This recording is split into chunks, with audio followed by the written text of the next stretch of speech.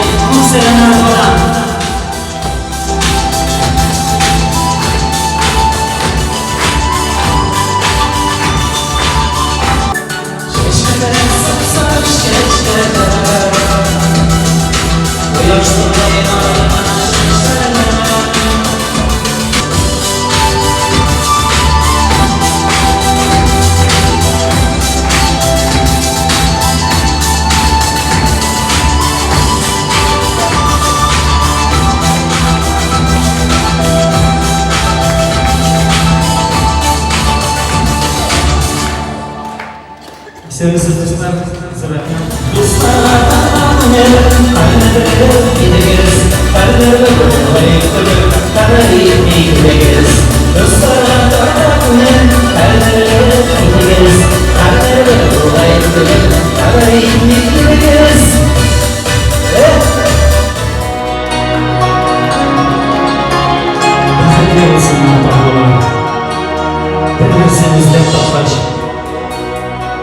Koşanlar yoğunmasından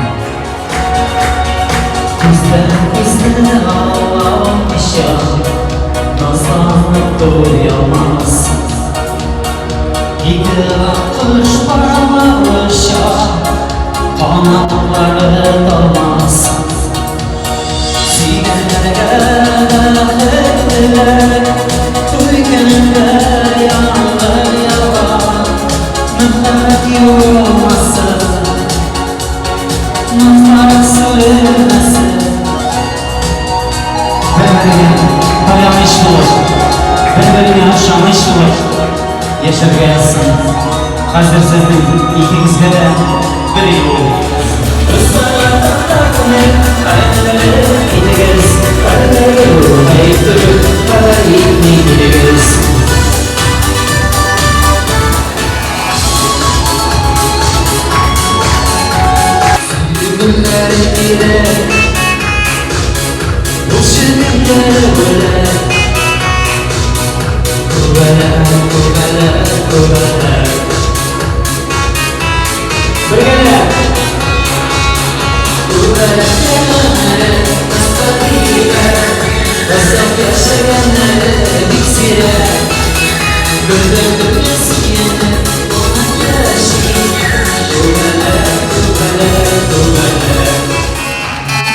Togir Rasulgari dostlar.